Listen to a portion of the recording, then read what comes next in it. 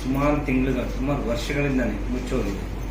ಹಾಗಾಗಿ ಆ ಯೂನಿಟ್ ಸಮರ್ಪಕವಾಗಿ ನಡೀಬೇಕಾದಂಥದ್ದು ಅದು ಅಧಿಕಾರಿಗಳು ಬಂದಿದ್ರು.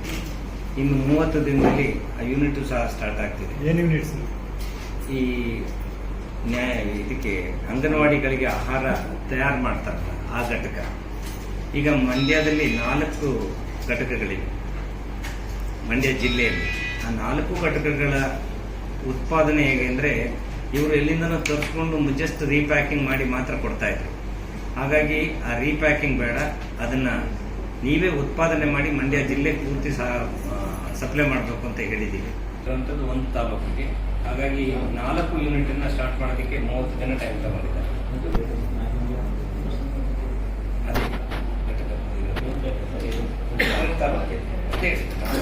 ನಾಲ್ಕಿದೆ 7 ತಾಲೂಕು.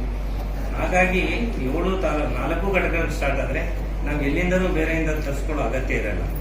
ನಮ್ಮಲ್ಲಿರುವಂತ ಎಲ್ಲ ಒಂದು ಅಂಗಡಿ ಮಾಡ್ತೀವಿ. ಸರ್, ಮತ್ತೆ ಗುಂಪುಗಾರಿಕೆ ಏನು ಕ್ರಮ ಇಲ್ಲ. ಗುಂಪುಗಾರಿಕೆ ಈಗ ನೋಡಿ, ಯಾರೇ ತಪ್ಪು ಮಾಡೋದು ಸಹಜ. ಮನುಷ್ಯನಿಗೆ ಅವರು ತಪ್ಪಿಗೆ ಒಂದು ಅವಕಾಶ ಮಾಡಿಕೊಡ್ಬೇಕಾದದ್ದನ್ನು ತಪ್ಪು ಮಾಡಲ್ಲ ಅಂತ ತಪ್ಪೊಪ್ಪಿಗೆ ಪತ್ರ ಎಲ್ಲ ಬರೆದು ಕೊಟ್ಟಿದ್ದಾರೆ. ಇವತ್ತು ನಾನು ಈಗ 1 ತಿಂಗಳಿಂದೇ ಹೋದಂತ ಒಂದು ವಾತಾವರಣಕ್ಕೂ ಇವತ್ತು ನಾನು ನೋಡಿದಂಥ ವಾತಾವರಣಕ್ಕೂ there was lot of difference. ಗೊತ್ತೇ ಇದೆ, ನಮ್ಮ ಮಂಡ್ಯ ರಾಜಕೀಯ ಮುಖಂಡರೆಲ್ಲ ಒಳ್ಳೆಯವರೇ ಇರೋದು. ಯಾವ ರಾಜಕೀಯ ಒತ್ತಡನೂ ಇತ್ತಂದು ತಪ್ಪನ್ನ ಮಾಡ್ತಿರೋರನ್ನ ಯಾರು ಸಪೋರ್ಟ್ ಮಾಡಲ್ಲ.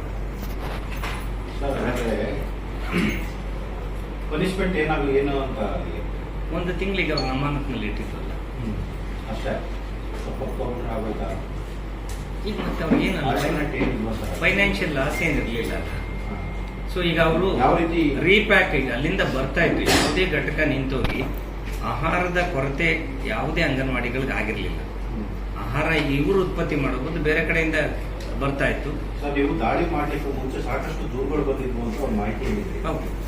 ಆ ದೂರಿನ ಆಧಾರದ ಮೇಲೆ ದಾಳಿ ಕೂಡ ಮಾಡಿದ್ರಿ. ಯಾವ ರೀತಿ ದೂರು ಬಂದಿತ್ತು ಅಂತ ನಿಮಗೆ? ಅದೇ ಘಟಕ ನಿಂತಿದೆ. ಈಗ ಅವ್ರು ಏನ್ ಮಾಡಿದ್ದಾರೆ, ಒಬ್ರಿಗೊಬ್ರು ಕಿತ್ತಾಡ್ಕೊಂಡು ಆಡಿಟ್ ರಿಪೋರ್ಟ್ ಸಬ್ಮಿಟ್ ಮಾಡಿರಲಿಲ್ಲ. ತಾವೇನ್ ಬರ್ತಾ ಇದೆ ಅಂತ ಲೆಕ್ಕ ಕೊಡ್ತಾ ಇರಲಿಲ್ಲ. ಯಾವುದೇ ರೀತಿ ಆಹಾರ ಪದಾರ್ಥಗಳು ಎಷ್ಟು ಬಂದಿದೆ, ಎಷ್ಟು ಹೋಗಿದೆ, ಯಾವ್ದು ಬರ್ತಾ ಇದೆ ಅಂತ ಅವ್ರು ಯಾರಿಗೂ ಡೀಟೇಲ್ಸ್ ಕೊಡ್ತಾ ಇರಲಿಲ್ಲ. ಈಗ ಅದನ್ನೆಲ್ಲ ಸಬ್ಮಿಟ್ ಮಾಡಿದ್ದಾರೆ. ತಪ್ಪು ಮಾಡಿದ್ರು ಅದನ್ನ ಸರಿ ಮಾಡ್ಕೊಂಡಿದಾರಲ್ಲ. ಈಗ ಬೇರೆಯವ್ರಿಗೆ ಕೊಡಬಹುದಿತ್ತಲ್ಲ. ಅಂದ್ರೆ ಹಿಂದೆ ಸಾಕಷ್ಟು ಕಂಪ್ಲೇಂಟ್ ಬಂದ್ರೆ ಇದು ದಾಳಿ ಮಾಡೋವರೆಗೂ ಅವ್ರನ್ನ ತಿಳ್ಕೊಳ್ಳಿಲ್ಲ ಅಂದ್ರೆ ಅವ್ರಿಗೆ ಪಶ್ಚಾತ್ತಾಪ ಏನು ಆಯ್ತು ಅಂತ. ಈಗ ನೋಡಿ, ಅಲ್ಲಿ ಇರುವಂತವ್ರು ಹಲವಾರು